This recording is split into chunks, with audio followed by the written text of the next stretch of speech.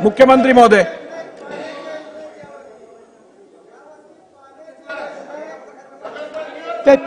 त्याच्यावर एक चर्चा लावू त्याच्यावर एक चर्चा करू, त्याच्यावर राजू खरेजी चर्चा लावू बसा.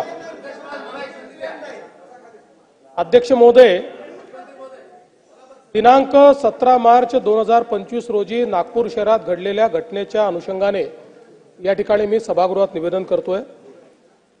काल दिनांक 17 मार्च 2025 रोजी सकाळी 11:30 वाजता नागपुरातील महाल परिसरात विश्व हिंदू परिषद व बजरंग दलाच्या कार्यकर्त्यांनी औरंगजेबाची कबर हटाव असे नारे देत आंदोलन केले.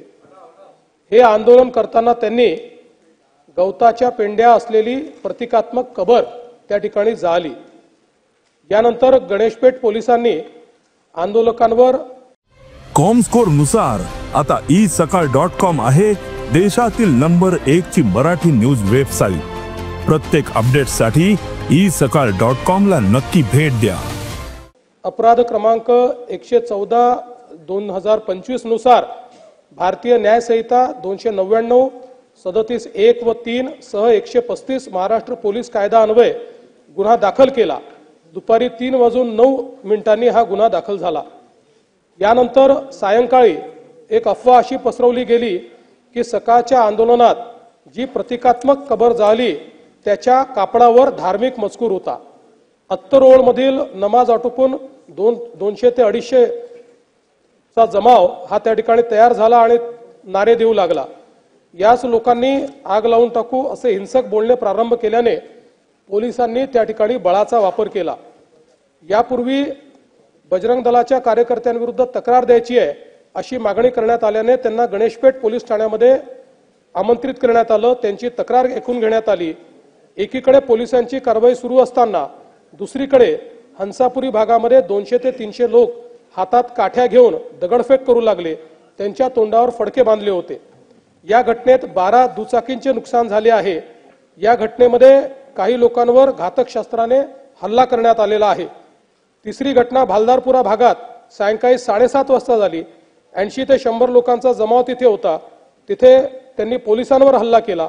त्यामुळे अश्रुधूर व सौम्य बळाचा वापर करावा लागला. या घटनेत एक क्रेन, 2 JCB व काही 4 चाकी वाहने ही जाळण्यात आली.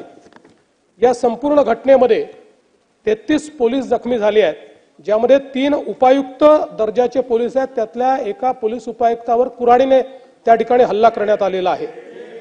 एकूण 5 नागरिक जखमी झालेले आहेत. 3घांना उपचार करून सोडले आहेत. 2 रुग्णालयात आहेत, यातला एक ICUत आहे. एकूण 3 गुन्हे गणेशपेठ पोलीस ठाण्यात दाखल झाले आहेत. तहसील पोलीस ठाण्यात 2 गुन्हे दाखल करण्याची प्रक्रिया सुरू आहे. असे एकूण 5 गुन्हे आहेत. 11 पोलीस ठाण्याच्या हद्दीत संचारबंदी लागू करण्यात आलेली आहे. एंट्री पॉइंटवर नाकाबंदी या तहसील कोतवाली, गणेशपेठ, पाचपावली, लकडगंज, शांतीनगर, सक्करदरा, नंदनवन, इमामवाडा, यशोधरानगर, कपिलनगर या ठाण्यांचा समावेश आहे. SRPFच्या 5 तुकड्या या ठिकाणी तैनात करण्यात आलेल्या आहेत. राज्याच्या पोलीस महासंचालकांनी सर्व CP SP यांची VC घेऊन राज्यभर कायदा आणि सुव्यवस्था राखण्याचे निर्देश दिलेले आहेत. अध्यक्ष महोदय, एकूणच याच्यामध्ये जर आपण बघितलं तर सकाळची एक घटना घडल्यानंतर मध्यंतरीच्या काळामध्ये पूर्णपणे शांतता होती. पण त्यानंतर मात्र संध्याकाळी काही लोकांनी जाणीवपूर्वक अशा प्रकारचा हल्ला केल्याचं या ठिकाणी लक्षात येत आहे. याचं कारण जवळपास एक ट्रॉली भरून त्या ठिकाणी दगड मिळालेले आहेत आणि काही लोकांनी जमा करून ठेवलेले दगड, वरती जमा करून ठेवलेले दगड हे आपल्याला पाहायला मिळाले. शस्त्र देखील मोठ्या प्रमाणात त्या ठिकाणी होते. ते शस्त्र जप्त करण्यात आलेले आहेत. वाहनांची जाळपोळ त्या ठिकाणी झालेली आहे आणि ठरवून काही ठराविक घरांना, काही ठराविक आस्थापनांना त्या ठिकाणी लक्ष करण्यात आलेलं आहे. 3 DCP लेवलचे लोक या ठिकाणी जखमी झालेले आहेत आणि जसं मी सांगितलं की यातल्या एका DCPवर तर थेट कुऱ्हाडीने वार हा त्या ठिकाणी करण्यात आलेला आहे. त्यामुळे निश्चितपणे याच्यामध्ये काही ना काही एक प्रकारे काही लोकांचा सुनियोजित पॅटर्न हा देखील त्या ठिकाणी दिसतो आहे. अशा लोकांना त्या ठिकाणी त्यांच्यावर कारवाई ही केलीच जाईल. कुठल्याही परिस्थितीमध्ये कायदा आणि सुव्यवस्था हाती घेण्याची कोणालाही परवानगी या ठिकाणी देण्यात येणार नाही. आणि मी एक गोष्ट स्पष्टपणे सांगतो, पोलिसांवर ज्यांनी हल्ला केला असेल त्यांना काय झालं तरी सोडलं जाणार नाही. पोलिसांवरचा हल्ला सहन केला जाणार नाही. पोलीस शांतता प्रस्थापित करत होते, अशा वेळी पोलिसांवर केलेला हल्ला अतिशय चुकीचा आहे. अध्यक्ष महोदय, खरं म्हणजे महाराष्ट्रामध्ये कायदा आणि सुव्यवस्था राखणं, शांतता राखणं आपल्या सगळ्यांची जबाबदारी आहे. मी नागपुरातली जनता असेल, महाराष्ट्रातली जनता असेल, या सर्व जनतेला ही विनंती करू इच्छितो की सर्व समाजांचे धार्मिक सण हे या कालावधीमध्ये चाललेले आहेत. अशा या सगळ्या परिस्थितीमध्ये सगळ्यांनी संयम ठेवला पाहिजे. कोणीही संयम सोडू नये.